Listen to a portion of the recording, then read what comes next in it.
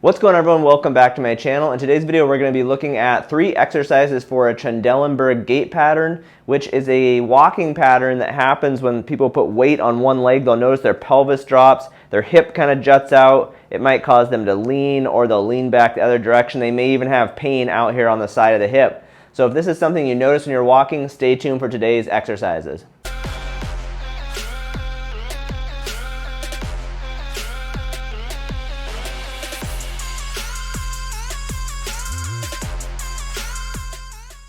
A Trendelenburg Gait pattern is due to weakness of our hip abductor muscles. These are primarily gluteus medius and gluteus minimus. Gluteus maximus will also help with this, but they're right out here on the side and kind of back side of your hip joint. Weakness in these muscles could be due to pain or an injury of the muscles themselves. It could be an issue in the low back, the nerve root that goes to those muscles.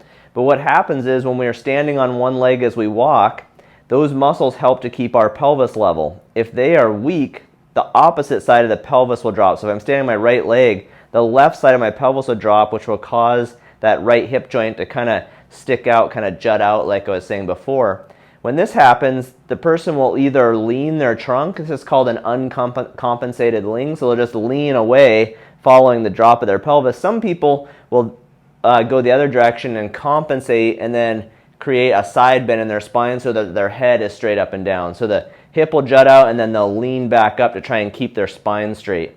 So if you notice any of this happening, maybe you had a low back injury or you've had a hip injury and you're noticing that when you walk and you put weight on that leg, it kind of wants to stick out, or you're kind of leaning as you put weight on it, then these exercises will apply to you. For the first exercise, you're going to take a loop band and we're going to work on those hip abductor muscles in an open chain fashion. So this will be a situation where the leg is going to be moving and not fixed to the ground. So for the band, you want to put it around both legs. If the muscle's more weak right now, then you'll want to start with it around your knees. As you get stronger, you can move it down towards your ankles. It'll be harder at your ankles where the lever arm is longer. So say I notice when I'm walking that the issue's on my right side, that hip wants to jut out. For the first exercise, I'm going to hold on for balance.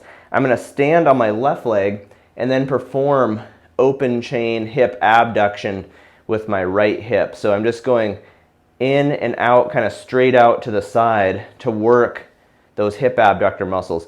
The resistance band is of course going to provide resistance, which will help me strengthen my hip abductors.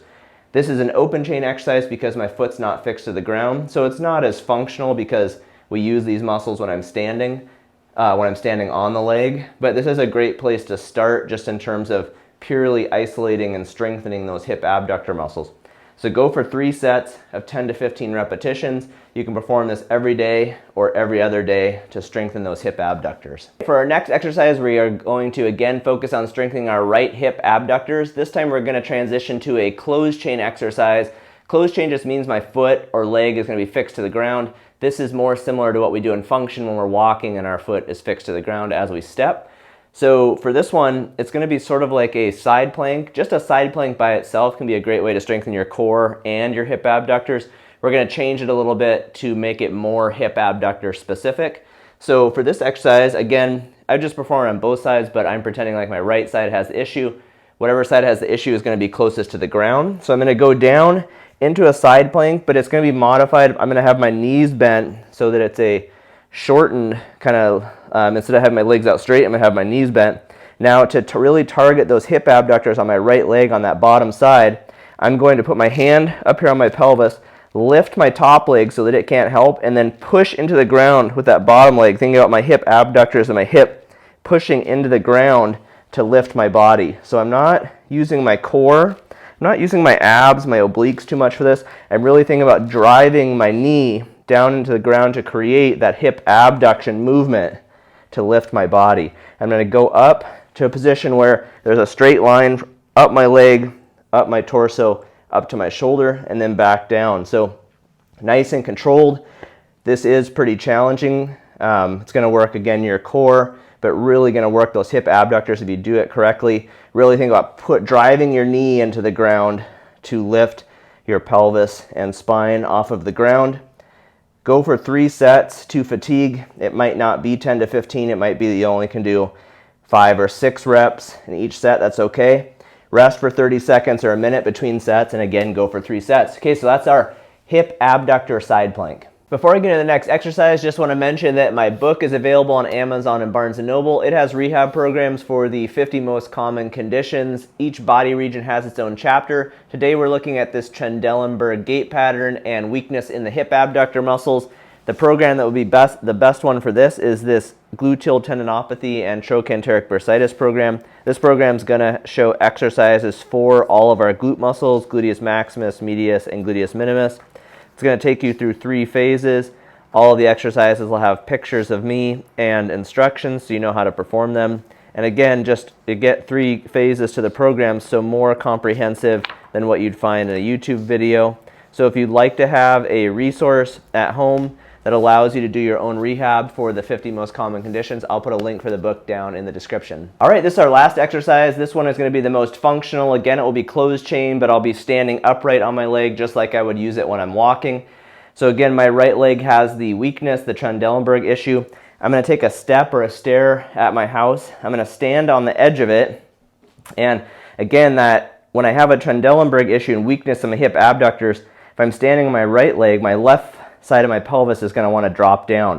So what I'm going to do here is put my hands on the top of my pelvis on the iliac crest, and I'm going to use my hip abductor muscles to lift the opposite side of my pelvis up and down. This is called a pelvic dip. I'm thinking about squeezing the glutes on my right leg to lift the left side of my pelvis up and down. So I'm doing reps like this where I slowly lower it and then bring it up.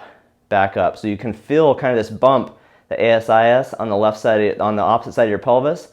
You're going to lift that little spot up and down by squeezing your glutes on the other side. So try not to use your core muscles to do this. Try to keep your spinal muscles kind of relaxed. Really think about using your glutes on the leg you're standing on to create this movement. It takes a little while to figure this out, but this is really one of the best exercises for strengthening the hip abductors and fixing a Trendelenburg gait pattern. So just up and down like that. Again, going for 3 sets. To fatigue, I can really feel it burning out here in my glutes and on the side of my hip. So I know I'm working the right spot.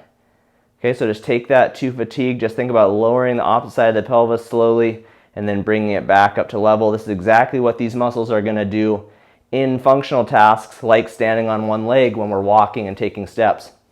So give those exercises a try. If you guys have any questions, put them down in the comment section and I'll try to get back to you, and I will see you in the next video. Bye.